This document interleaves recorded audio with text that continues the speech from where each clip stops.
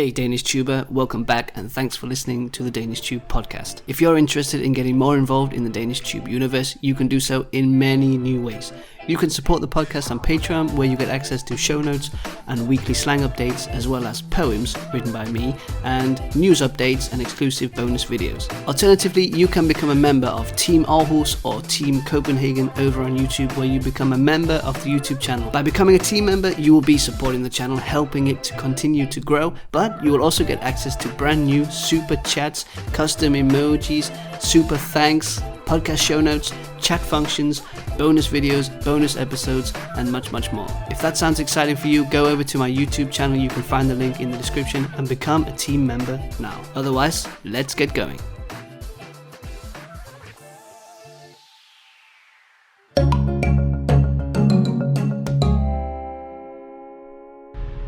Cuando estaba arriba, miré un poco abajo y había ahí a los de abajo moviéndose mucho. Es como que vuelas un poco y después aterrizas y uy.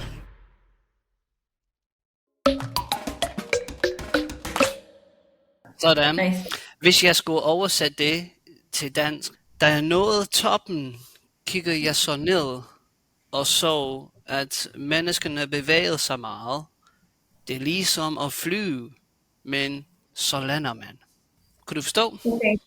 Ja, jeg forstår, men jeg tror, at fordi de falder efter, ikke? Sagde han noget om at fælde? Nå, men jeg tror, at det var som, jeg var op der, og jeg gik ned, og bagefter føler mig som, jeg flyver, og bagefter lander jeg. Det kunne godt være. Ja, Det er ligesom, okay. jeg forstår bare, jeg kunne se, at mennesker bevæger sig, og det er ligesom at flyve, men så lander man. Ja, så måske snakker han om at fælde. Ja, det Ja, kunne være. det tror jeg. Ja. Nå, men tårne har været med til at forme vores bylandskaber i mange år. Vi har brugt dem til forskellige formål gennem årene. De skæve tårn i Pisa, Eiffeltårnet, samt de mere beskedne runde tårn er ikke kun imponerende arkitekturmæssigt. De er også blevet til vigtige turistattraktioner. Men hvorfor det? Disse strukturer fremviser menneskenes viden og interesse på et specifikt tidspunkt i verdens historie. Om det har været forsvarsstrukturer, observationstårn eller blot et religiøst monument, har vi uden tvivl syntes det vigtigt. Towers have been shaping our urban landscapes for many years. We've used them all different things. The Leaning Tower of Pisa, the Eiffel Tower, and the maybe more modest Round Tower. They're not only architecturally impressive, but they've become like huge tourist attractions. But why? These structures have almost like showcased the knowledge and the interests of people in that time. And they've been defense structures, observation towers, or maybe just like religious monuments. But we've undoubtedly thought it was important to get closer to heaven, or closer to the sky, or whatever it might be. Det er dog ikke alle tårne, som er bygget af sten. Ved at benytte trapper, kan vi stå på skuldrene på vores forfædre.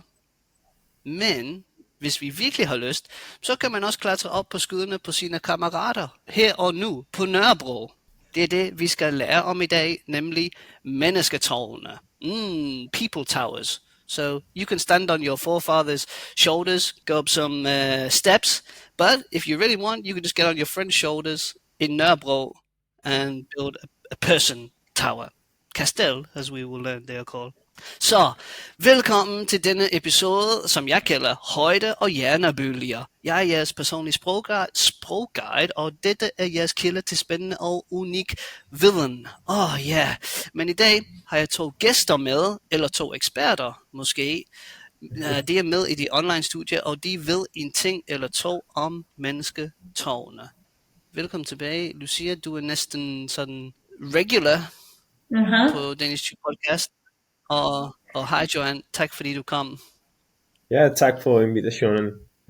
Kan I måske starte med at forklare vores lyttere, hvad mennesketårne egentlig er?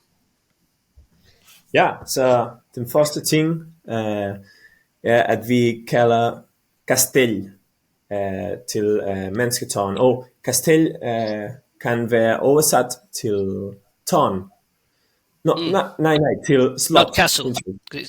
Slot. Castle. Det betyder slot. Okay. Ja, slot.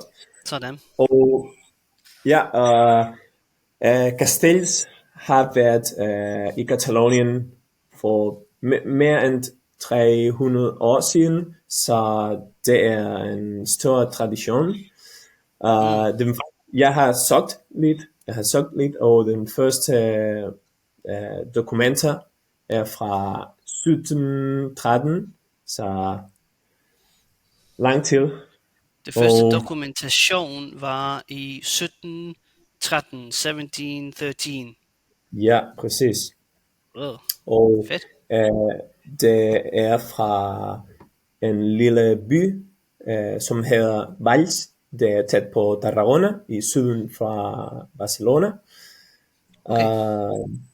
Ja, og Barcelona. Og det var ikke indtil den 60'erne eller 70'erne, hvor mennesketårn voksede op. Og det blev... Kan du gentage det? Det var ikke indtil, hvad sagde du? 13? 1960'erne. Ja, og indtil 60's. Ja, præcis. Nice. 60's, 70's. Så ja, og det er en stor ting i Catalonien. Jeg har læst for eksempel, at det kan lidt symbolisere værdier, ligesom tillid, samarbejde, solidaritet. Så det virker som en meget unik og smuk tradition. Så hvad kan I sige om måske den sociale, kulturelle aspekt? Jeg vil sige noget først. Joan kommer fra Catalonia, men jeg kommer fra Argentina. Sådan, måske jeg ved ikke meget om castells, men jeg er en del af den gruppe, vi har her, der hedder Chiquets. Og derfor, Joan her er den expert her. Så, okay, fair nok. Ikke så meget for mig. Okay, jeg forstår dig. So I was basically asking about like, I was reading that it's really like rich in culture, the symbolism behind the values, such as like having trust, working together, solidarity. What do you know about that, Joan? I'm never going to get your name right. It's like I got 3 ways to say your name in my brain. Joan er fint. Ja, danskere har en hård til at sige mit navn. Ja, det har svært ved det. Det kan jeg godt forstå. Men jeg tror, at castells har 2 vigtige mening. Så første... betydninger, vil jeg sige. Betydninger, okay. Så første, det er så tæt på den katalanske tradition og like feeling. Og på den anden side, det repræsenterer friendship. Hvordan siger du friendship? Venskab, ja, og samarbejde. Og så jeg har hørt om castells hele mit liv, men jeg tror Lucia har hørt om castells kun for den sidste 2 år. Det er nok tid for hun at se, at castells er en... Og jeg har lige opdaget dem. Jeg tror jeg har set nogle billeder og videoer, sådan. Jeg har haft det i mit baghoved, du ved. Men jeg har aldrig tænkt, hvad er det? Hvad handler det der om? Så jeg er også i gang med at lære om det, hvilket er spændende. Så for eksempel på vores hold her i København, den hedder Chiquets, det er Copenhagen. Chiquets, det betyder... Chiquets, I was wondering how to say that as well. I was like reading the word like... Chiquets, got it. Det betyder lille drenge. Okay. og så vi mødes en gang om ugen, og vi altid har noget drikke bagefter træning. Altså Så øl, for det meste, whisky, den er en social ting. Ja. hvad drikker I? Øl for det meste. Øl. Det kan være øl, okay, ja. Vil det sige, at det betyder noget som chico på spansk? Chiquitos. Chiquitos, okay, perfekto. Hvad får I ud af det personligt? Altså det med at være med på Nørrebro, hvad synes I? Ja, hvad får I ud af det? Hvorfor gør I det? Why do you do it? Why do you take part in Nørrebro, climbing the towers? Yeah. For mig det er ikke en kulturelsk ting, fordi jeg kommer fra en anden land. Men jeg har fundet det er en fantastisk gruppe af mennesker, og det er rigtig, det er en venskab, men det er lidt mere, jeg vil sige. Og man kan føle det, fordi vi arbejder sammen, og det er så meget om samarbejde. Det er ikke den kulturelle del. It's not the cultural part for you. Nej, ikke for mig, fordi jeg kommer ikke fra Catalonia. Men jeg har fundet det er en fantastisk gruppe af mennesker, og ja, det fordi vi arbejder sammen hele tiden. Og vi er meget tæt på hinanden, hele tiden, meget tæt på hinanden. Altså og sådan, fysisk eller psykisk? Begge to, tror jeg. Men fordi Begge det er fysisk, så det er lidt nemmere at blive psykisk tæt på hinanden. Giver det mening? Ja, ja. Ja, det synes jeg. Og det er fantastisk, fordi vi er mennesker fra hele jorden. Og så det er ikke kun katalanske mennesker, men man har danske og italiensk og argentinsk. Ja. Yeah, representing. I should have taken a mate with me today. I wasn't well prepared. Yeah, you should. I was about to, but I'm drinking tea. Du drikker mate, det ved jeg godt. Hvad med dig, Joan? Drikker du mate? Har du prøvet det? Nogle gange. Så jeg havde en Argentinian ven, hvem gav mig en mate, og men jeg ikke drikker mate lige nu. Nej. Hvad synes du den første gang, du prøvede det? Nej, Liam. For stærk. Ja, det er forfærdeligt, ikke også? Den første gang, så tænker man, hvad er det lort? Men så er det en af de ting, som man vender sig til. Nu drikker jeg det hele tiden. Jeg er ligesom en argentiner, når jeg tager ud med mine venner, så er det mig, som har en termoflaske med og en mate med. Så, har I været oppe i toppen af et tårn? Det har jeg ikke, Nej, fordi... jeg har ikke. Ja, fordi kroppen er vigtig. Eller jeg mener, din krop kan være meget forskellig fra hinanden. Så jeg er for eksempel højt, så jeg vil aldrig være toppen. Så hvis man er højt som mig, jeg er ved siden af tårnet, og jeg rækker min hånd, og jeg støtter. So you build the tower based on your body. Like if you're the tall person, you have to be the one that's using your arms and your height to keep the structure strong. So who's at the top? Hvorfor er du ikke i toppen, Lucia? Fordi du er lille, er du ikke? Ja, men jeg kommer op, men jeg skal over mig lidt mere. Det er kun derfor. Okay. Hvis du vil være på toppen, du må være en barn. Et barn. You need to be a kid to get there, yeah. Okay, ja. Så er det altid børn, som er i toppen? Ja, vi skal måske forklare, at en castell har forskellige positioner. Og denne position her, man tager en position depending of hvilken slags krop man har.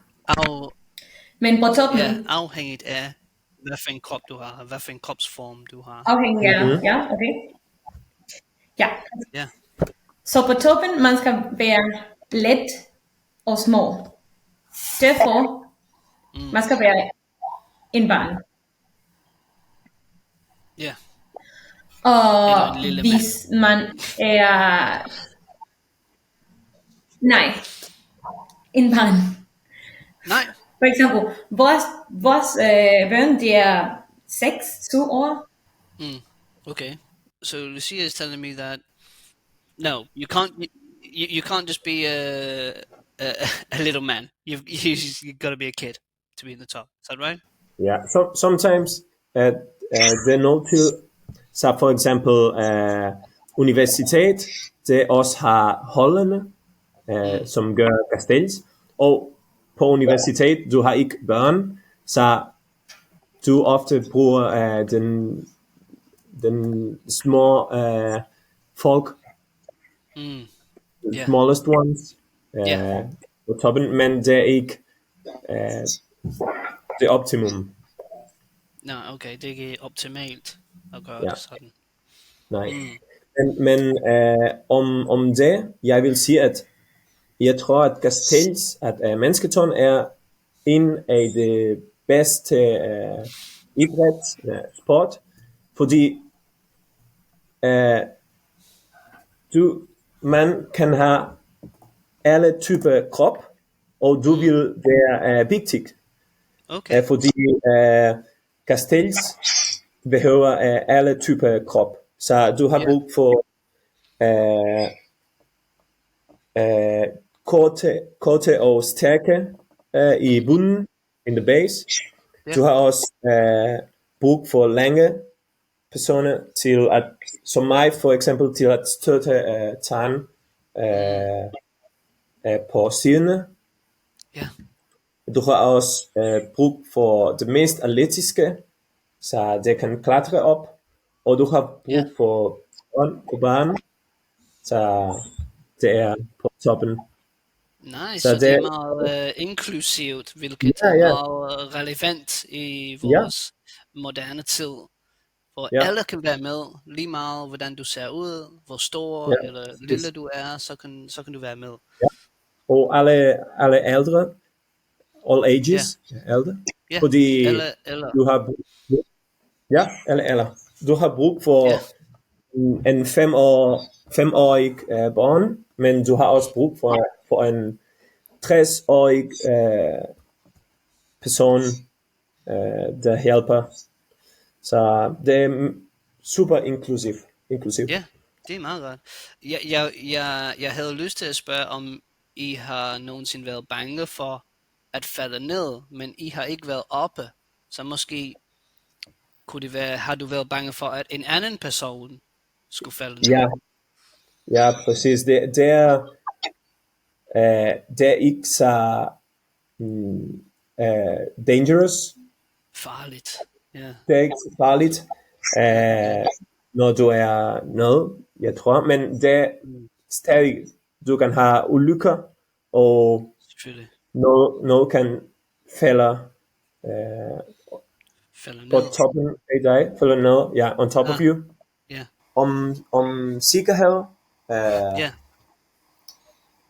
så vi har ulykker nogle gange.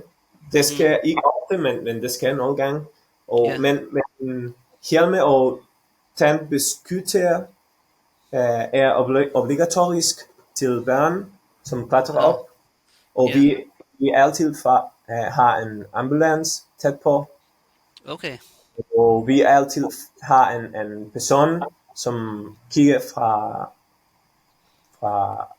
udenfor, from the outside. Ja, som har lidt mere distance, som holder øje, lidt afstand.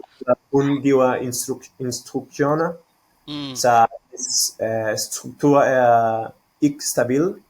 Vi bare går ned. Okay, yeah. So sometimes accidents happen, but there's usually someone at distance to make sure everything's cool. But træner I også for disse ulykker?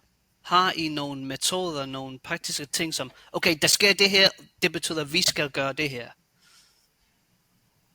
Forstår du, hvad jeg mener? Ja, så for eksempel, det er vigtigt, at hvis man er på bunden, in the base, du aldrig kigger op. Så du er altid med din hoved, og du kigger ned. Du skal kigge ned, Ja, okay. giver det mening? Ja. Mhm. Men nej, vi er ikke over den. Men vi har en okay. safety net. Vi har en Sikkerhedsnet. net. Ja. Sikkerhedsnet. Ja. Uh, Okay, fair enough. ja. You trust yourselves enough to not have I'm to here. train too much Without camera, but I'm here. accidents, how to catch people, for example. I imagined you training like throwing people in there, like catch him. No, but right now it works perfectly. Maybe. So That would be a good exercise. Yeah, actually. Sådan, okay, jeg har en anden lydfil her, som er på dansk. Jeg håber, I kan høre det. Det hedder højhuse og tårne. Det handler lidt om, det hedder magtens symboler.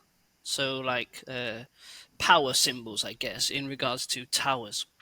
Let's just hear it, and then maybe I have one question or something. We can chat a little bit. Here we go. Yes. Da Odinstårnet kommer frem, så er det et udsigtstårn, der viser, at man er nået til et niveau, hvor vi kan bygge så højt. Vi kan bygge over 100 meter i Danmark og have et udsigtspunkt, hvor man kan kigge ud over hele Fyn. Da tyskerne så 14 år senere bomber tårnet, så er det jo fordi, at de her tårne de er magtsymboler. I det, at de er visuelt for en stor afstand. Man kan simpelthen se et tårn længere væk, end man kan se en bondegård jo.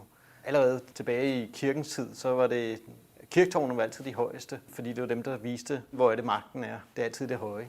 Det er derfor, vi gerne vil bygge tårne i dag. Det er fedt at kunne sidde oppe i sit højhus, i sit kontor, inde i midten af byen og kigge ned på de andre, som nu for eksempel flere advokatkontorer gør.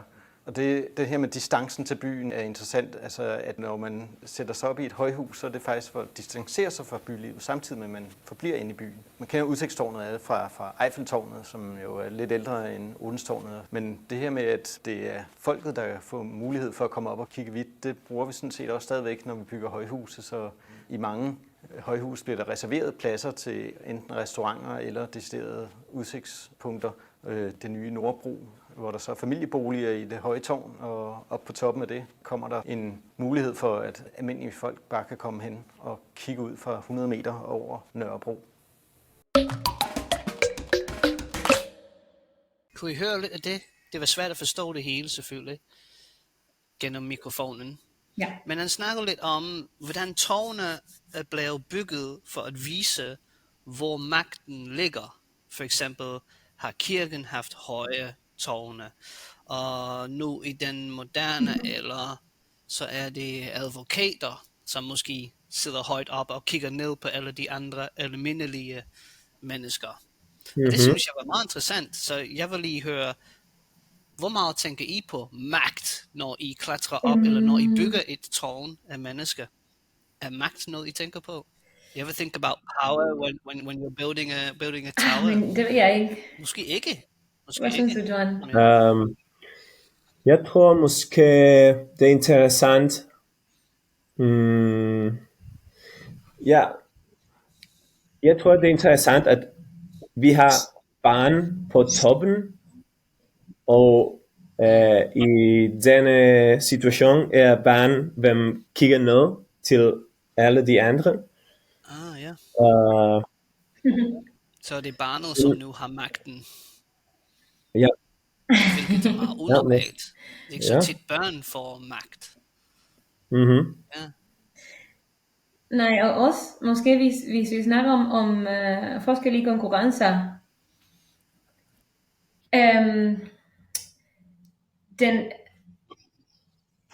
Det kunne være, at en tårn, der har måske 2 etager, nej, men jeg synes etager, because it's like floors. Det er fint. Ja.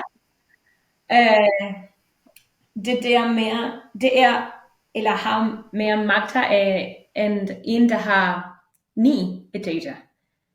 Og det er fordi, den ind med kun 7 etager, det er mindre stabil end det andet. Så det er, it's Så harder to build, eller it's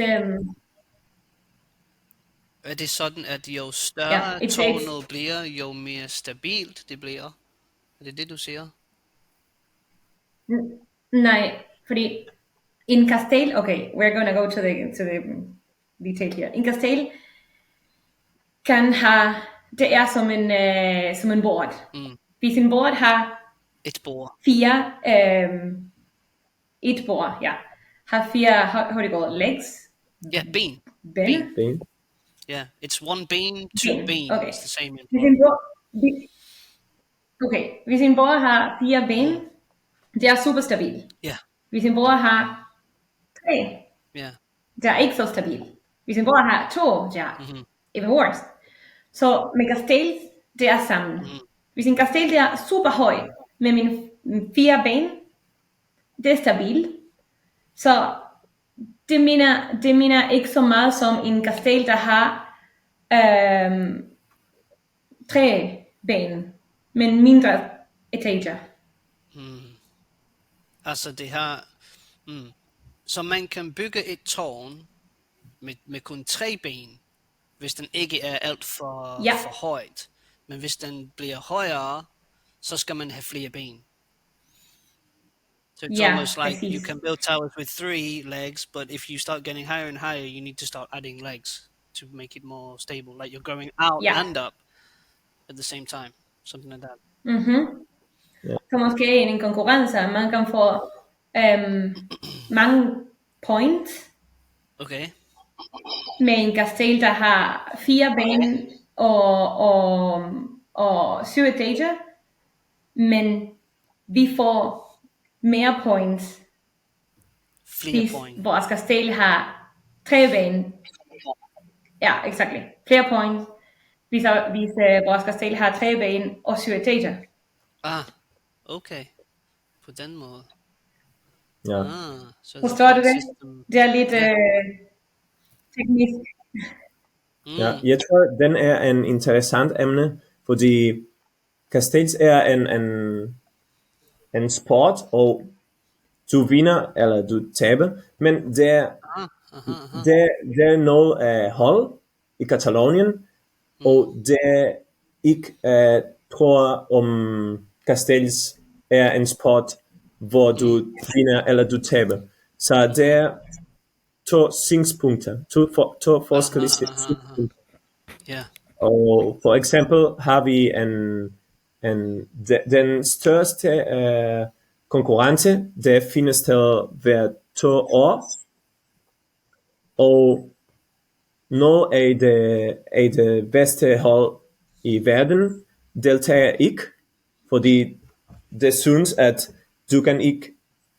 man kan ikke give points til castells. Nej, okay. Giver det mening? Ja, det giver fuldstændig mening. Jeg kommer altid til at snakke om karate.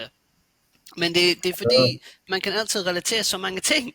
Det gjorde vi sidste gang, vi snakkede om at danse, og så begyndte jeg at snakke om karate. Og så nu igen, jeg træner karate, men den stil, som jeg træner, det har ikke noget at gøre med konkurrence. Der er ikke nogen sport. Der er ikke nogen konkurrence, hvor man kan få point og sådan gøre det til en sport. Men der er mange andre stile, som deltager i konkurrence. Så jeg kan godt se, det er som om, der er nogen, som synes, det er en meget gammel tradition, og det har ikke noget at gøre med sport. Det er bare en tradition, som har en rig kultur, men nogle andre synes, nej, det er faktisk, det kan også være en sport, og vi skal få nogle point, og vi skal være de bedste til det. Ja, præcis. Er det rigtigt? Ja. Og jeg tror, det er super interessant, og jeg respekterer meget hold, som ikke deltager. Men I deltager, eller? Ja, vi deltager, men for eksempel for en måned siden havde vi en international konkurrence med andre hold fra Berlin, Edinburgh, Paris og London. Nice. Og vi havde ikke points, men man kunne se, hvilken hold var den bedste, måske fordi den bedste hold havde måske mere mennesker, og det bygget den højeste tårn. Det højeste tårn, ja. Det højeste tårn, ja. Ja, flere mennesker. Ja, flere mennesker. Yeah. One thing that's come a few times today is that thing of mere and flere. Remember, if anytime you talk about something you can count, people, a plural thing, use flere. If you have flere mennesker in if you cannot count it like water, have mere vand in dig. Yeah. So there's like a competition every 2 years, and some people, like some of the best people, just don't even go into that competition because it's like, we don't compete. We're just awesome at making towers, and you can just suck it because you're not as good as us. Basically. Yeah. They kind of compete in their local festivities, but not with points. And they it's like they say there's always judges who assess the castles, and they say like, you can see the face of the judge and you will know that maybe we've been the best today or not. Like, they don't like the idea of points. Okay. And they can lead us, for example, ideen af, at man skal købe billet til at se castells. Så det tror, at castells er en ting til befolkninger, og det må være gratis. Så for eksempel, det er en anden reason. Yeah. It should be free for everybody. You should not be paying for it. Yeah. I think that about the internet, but well, that's another thing. Yeah. Cool. Let's take a short break. Vi holder en kort pause for at lave noget, som hedder modtaget.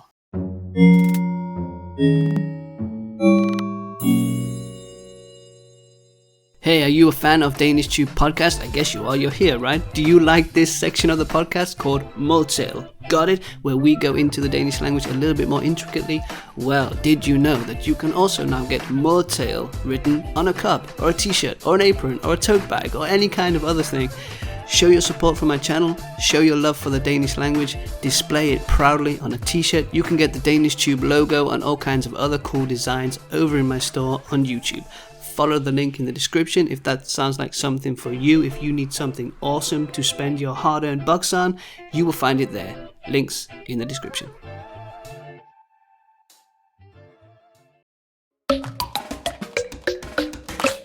Modtaget. This is the part of the podcast where we get into the Danish language a little bit and have some words that are related to it. We're talking a lot about people, right? And in Danish, there's a few different ways to say people. We have, for example, et mennesker, eller mennesker, plural, folk, folket, folkens, man, en person. Maybe we could take these three. Mennesker, folk, personer. You guys, any ideas what might be difference between those three? Not really, if I'm I know I'm putting you on the spot. Folk, det er som folk på engelsk. Det er mere generelt. Yeah. Ikke så? Yeah. Wait a second, because a lot of ambulances and things are passing by my house. Oh, no problem. It's real. Okay, John. Realism on the podcast. Yeah, you're right. It's like almost like folk. It's Copenhagen. More I'm sorry. Like, okay, yeah. Yeah, someone's been shot. Shouldn't laugh about that. But anyway, folk. I've written here. Det betyder tit. Det er en gruppe mennesker. Oftest utælleligt. So I often think of it as like when you talk about people you don't personally know, you say folk. You know, you're just generalizing a big group of people. Whereas mennesker, often you might know the people, like maybe in your group, you say, der er nogle virkelig seje mennesker i vores gruppe. Right? You can maybe zone in a little bit more on them. And our persona? Personer, det kan måske være lidt mere specifikt, men det bliver tit brugt som, hvor mange personer kan være i denne bil. hvor mange personer kan være i denne elevator, og den slags ting. Okay. So more about how many people can use or go into something like that. Mm-hmm. Yeah, because in English we say like, oh, he's a good person or something like that. You probably use mennesker in that case in Danish. Han er et godt menneske. Because I don't know, menneske is also the biological species, like a human. Mm-hmm. Et menneske, Okay. a good human being. Den biologiske art. Yeah.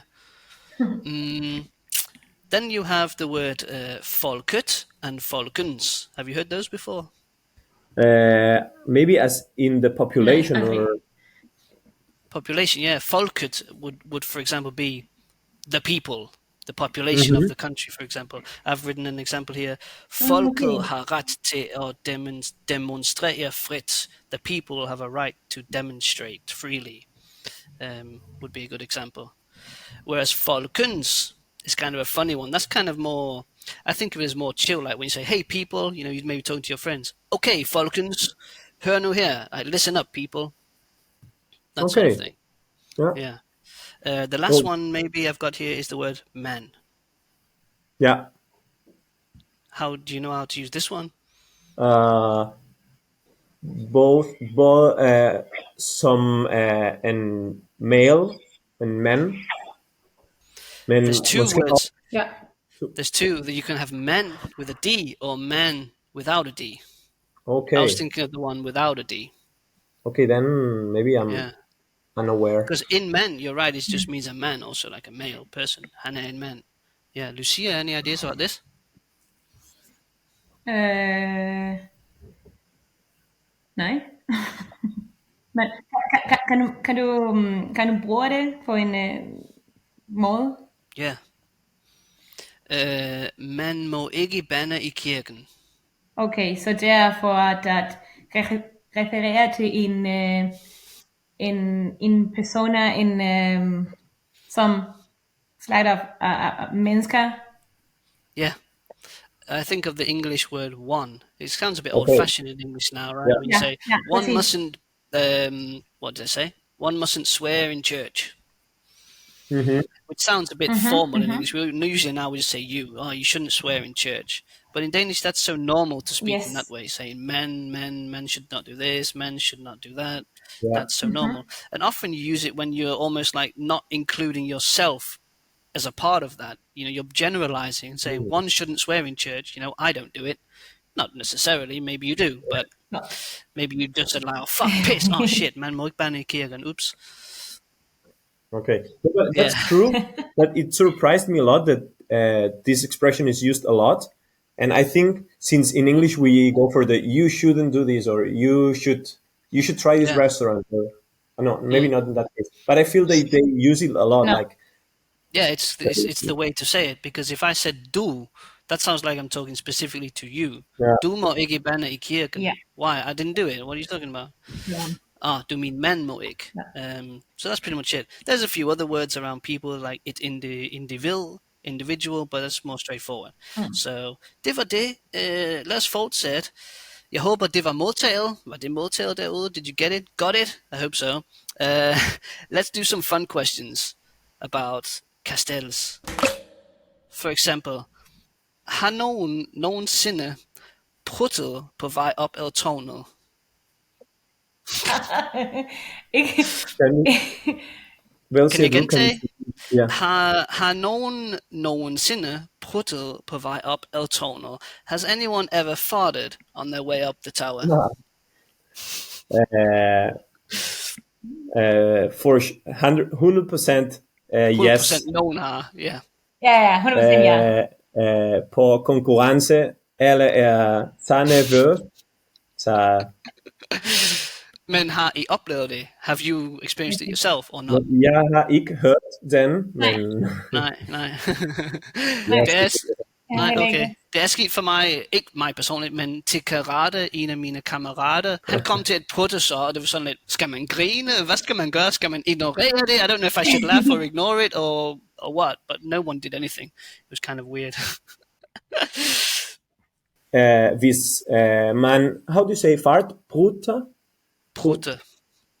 hvis man prutter i en mennesketårn, det er ved at det er nogen på toppen, fordi på bunden, in the base, vi er alle så præst med hinanden, så presset hvis tæt på hinanden. We all die. Like a vacuum. Yeah. Okay, det er et sjovt spørgsmål. Hvis I skulle bygge jeres eget tårn med berømte mennesker fra historien, hvem ville I have som fundament, og hvem ville I have øverst? Kunne I forstå? Holy shit, that's a good question, huh? That was a long question, I know. But if you're going to build your own tower with famous people from history, who would you have as the foundation? Who would you have at the top? Sådan.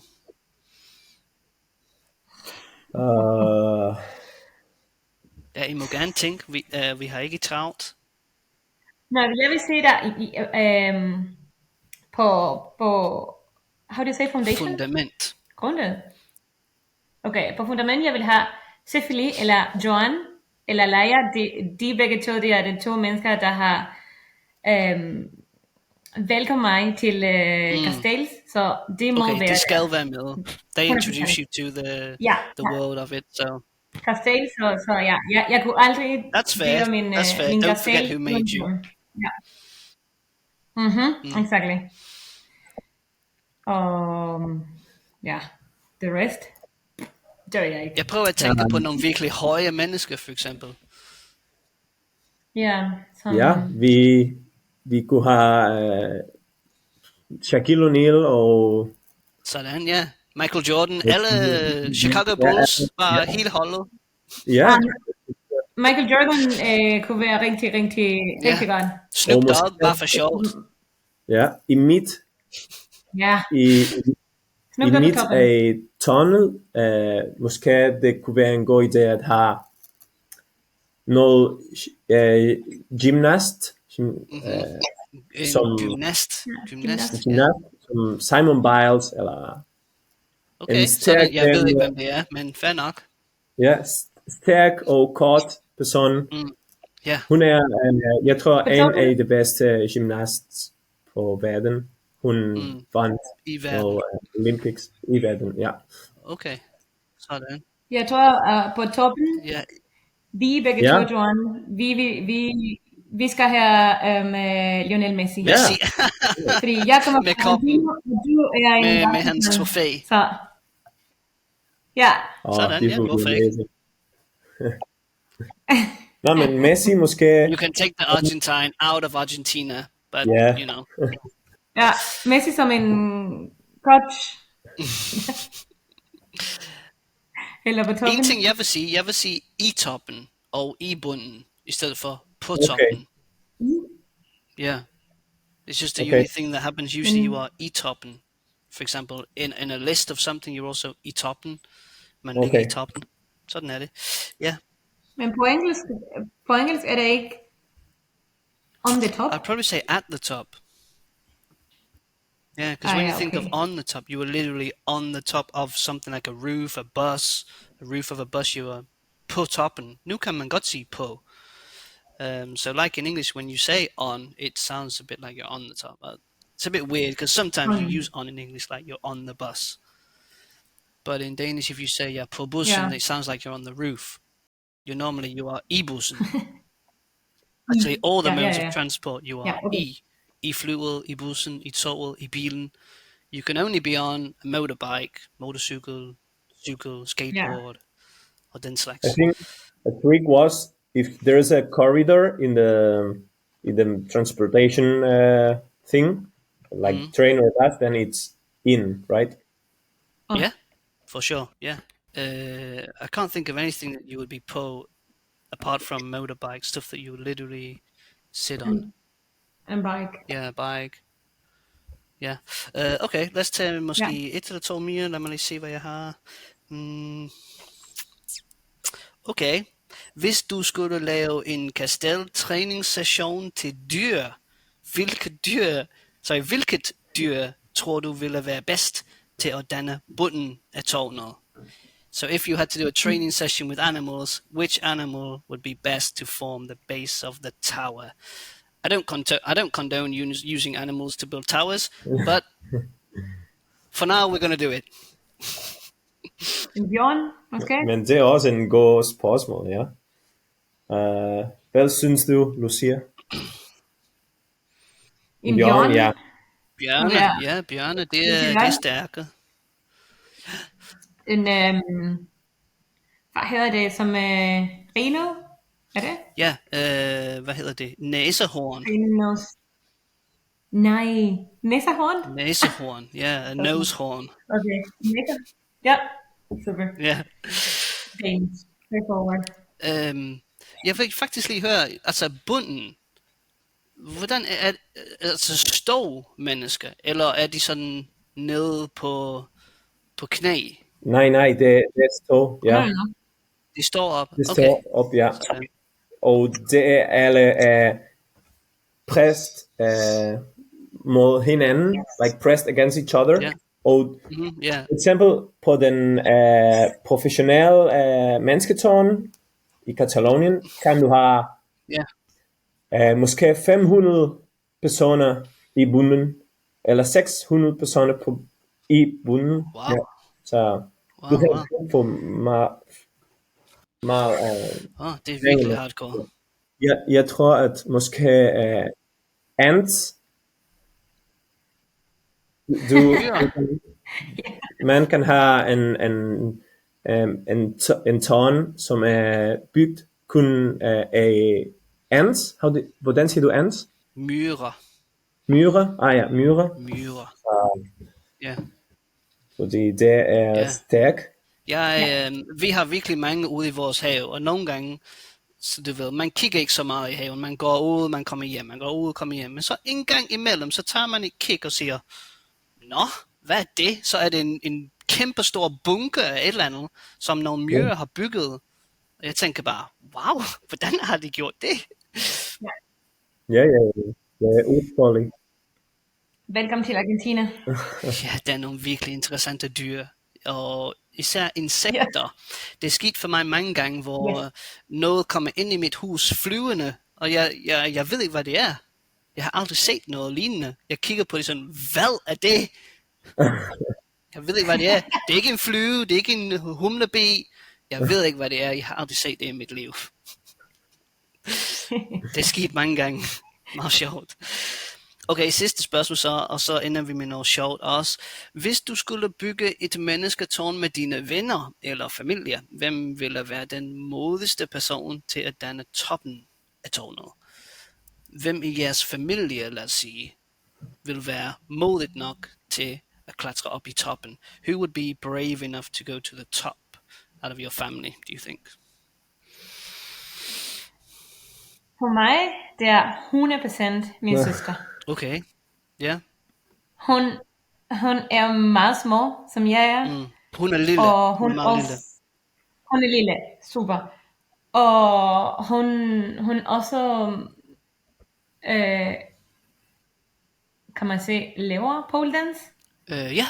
Gør? Ja, men hun laver det, ja. Hun laver pole Eller dance. dyrker. Og hun er dyrker, ja, det er med en dyrker. Hun dyrker pole dance. Så hun er lille, og hun er stærk. Sådan. Så jeg ved, at hun vil være perfekt. Hun var bare op ad tårnet, uden problemer. Ja. Hvad med dig, Joan? Hvad synes du?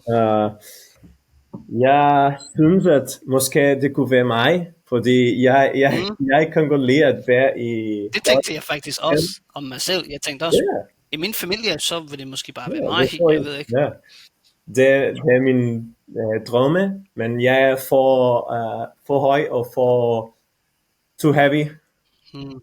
Ja, for tung. Ja, så måske in another life. Ja, måske kunne du bare bygge et lille bitte tårn. Ja, men 2 mennesker i bunden og dig i toppen. Ja, det gør jeg nogle gange, og Lucia har set det. Ja. Og det er en lille dangerous. Hvordan siger du dangerous? Farligt. Ja. Farligt, ja, det er lidt farligt. Det er lidt farligt, men vi nogle gange... Hvorfor er det farligt? No, fordi vi gør det nogle gange, når vi drikker i festen. Så bliver det farligt. Yeah, if you're drunk, it's going to be a bit dangerous. Ja. It's funny that Det er sometimes... så... Ja, hvad siger du, Lucia? Nej, det er så imponerende, jeg vil sige, Imponerende, ja. at i hver party, at tickets har altid. Ja. Det er en små castell med forskellige mennesker i toppen. Og en gang, jeg har set dem, og de har bygget til en partybus. Ja. Så. Jamen, det er sjovt. Det er bare sjovt. Ja. Yes. Jeg kan godt forstå det. Som Joan siger, det er måske ikke det smarteste at gøre, når man er lidt fuld, men det er meget sjovt. Ja. Jeg har altid lyst til at starte et slagsmål, når jeg drikker. Nej, ikke rigtigt. Slagsmål is like a fight, but not really. I train karate, but sometimes when I'm with my friends, you know, we have some drinks. I'm like, should we go out in the parking lot and do a bit of karate, you know? And they was like, nah. I'm like, come on, just for fun. I don't really want to kick anyone's ass, but Liam, where are you from? From the UK? No. Yeah. Because maybe this is the British, gene. Yeah, it must be the football hooligan coming out in me, like, come on, let's go smash some shit. Yeah, probably. If you are looking to learn Danish or just looking to fine-tune the Danish you already have, you can join my ongoing rolling course, which is every week, pay per class. Monday, Wednesday, 7 p.m. Danish time is for beginners. Tuesday and Thursday, 7 p.m. Danish time, intermediate classes. Friday at 5 p.m. Danish time, mixed class. Pay per class, no binding, join the group, become a part of DanishTube universe.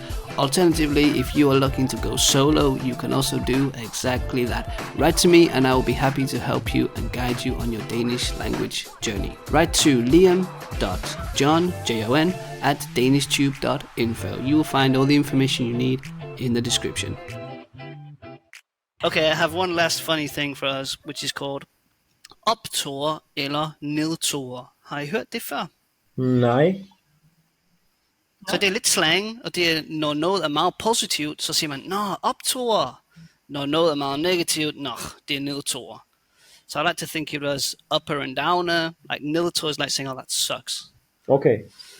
Optur is like, yes, something good happened. And I thought it was relatable to our towers, right, going up and down. So I just have two examples. For eksempel, I rejser for at se de skæve tårn i Pisa, men når I ankommer, viser det sig, at det er faldet om. Er det optur eller nedtur? Kunne I forstå det? At the Pisa Tower fell down? Yeah. You travel to visit it, but when you get there, it's fallen over. No. Det er optur. Det er fuldstændig nedtur. Nå, optur. Er det optur? Det er det Pisa-tårn, det faldt, og jeg var der. Jeg said det. Yeah. Det er en a thing you only see once in a lifetime, huh? Ja, præcis. Ja. Det er en måde hvad siger man, at opfatte det på. It's one way to perceive it. It could be really cool. Like, I was there the moment the tower fell. Ja, jeg har været der i Pisa. Og ja, Pisa-tårn, det var der, og det var okay. Men okay, wow. Så er det nedtur. Det er nedtur. Ja. Sidste eksempel. I bygger så fedt et mennesketårn, at de bliver interviewet af TV2. Optur eller nedtur? Optur. Ja, Lucia? Selvfølgelig. Det er... Selvfølgelig. Optur. Yes. Ja. Ja. Det er totalt. Det kommer. Synes du? Det kommer, 100%. Ja. Yes. Hvis der er nogen, der lytter hos TV2, så har vi nogle mennesker, som skal blive interviewet. Jeg tror ikke, de lytter med til på min podcast, men hvem ved? Vi ved aldrig. Præcis. Ja. Så vi kan... Nå, hvad siger du? Så hvis jeg vil bruge optur, hvordan siger jeg det? Så optur. Kun optur. Man kan bruge det alene sådan optur. Okay. Sådan, jeg har lige vundet i lotto. Optur. Okay. Eller simpelthen, det er optur, det er nedtur. Det er så nedtur, det er så optur. Noget som det. Ja. Så lad os prøve at opsummere lidt. Hvad har vi lært i dag om castells, mennesketårne? Hvad synes I? Hvad er det vigtigste ting, vi har lært? What have we learned about these towers, castells?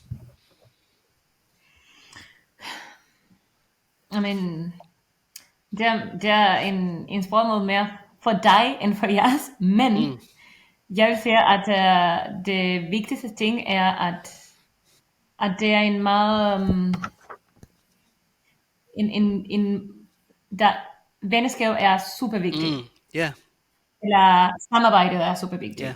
Sådan. Cooperation, friendship is like a huge part of the culture of building castells. It's not just about making something that looks cool, but friendship. Nej. I like that. Måske ændre den største del af det hele. Maybe Det er den største. Yeah. Maybe den vigtigste. The social part, yeah. Ja, sådan. Og så har vi har selvfølgelig også lært, at der er nogen, der synes, at det er noget, man kan få point for at gøre, og nogen, som ikke synes, det kan være en konkurrence, eller det kan bare være noget kulturelt. Noget som det, Ja. Også at hver krop kan være med. Yeah, det var vigtigt. Yeah, everybody can get involved. So if you're in Copenhagen, go to Nørrebro, get involved. Yeah. We also learned that if you're gonna fart when you're climbing, when you're in the tower, do it at the top. Yes. Not preferably. Yes. If you can. Yeah. Hvis det er muligt. If you can hold it to the top. Du skal ikke spise indisk mad, før du deltager. Nej, men jeg ved, at John gør det også. Jeg synes hvad skal jeg spise i dag, fordi jeg har en du skal bygge et tårn. training og konkurrencer i morgen. Altid. Ja. 100%. Ja. Det er vigtigt at tænke på. Jeg gør det også, før jeg tager til karate igen. Skal jeg have en kop kaffe?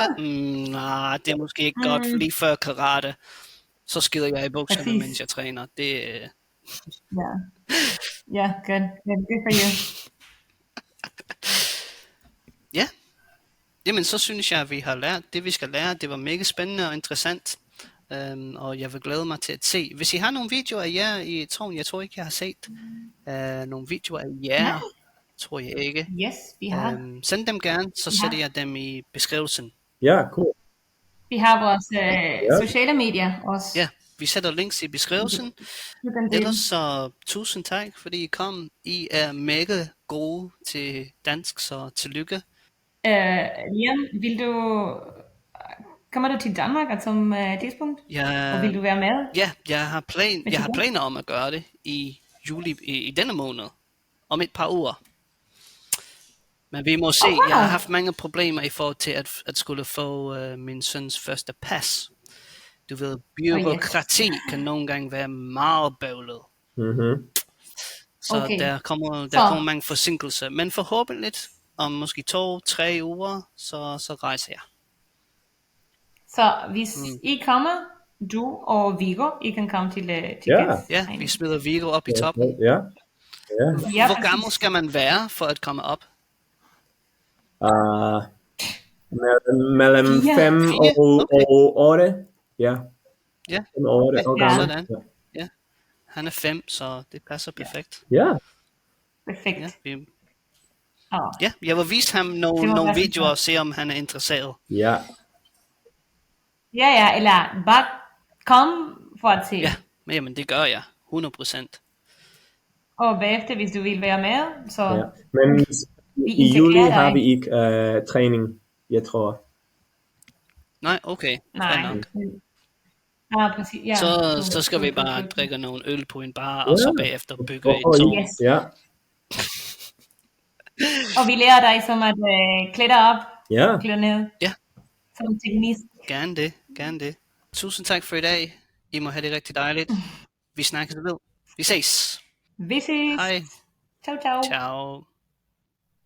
Hey DanishTuber, if you are looking to practice your Danish for free, you can do so every Tuesday 8:30 p.m. Danish time on Skype. You will find links in the description. Come and meet other Danish learners, practice using your Danish in a relaxed setting, chat about whatever it is that's on your mind. Hope to see you there.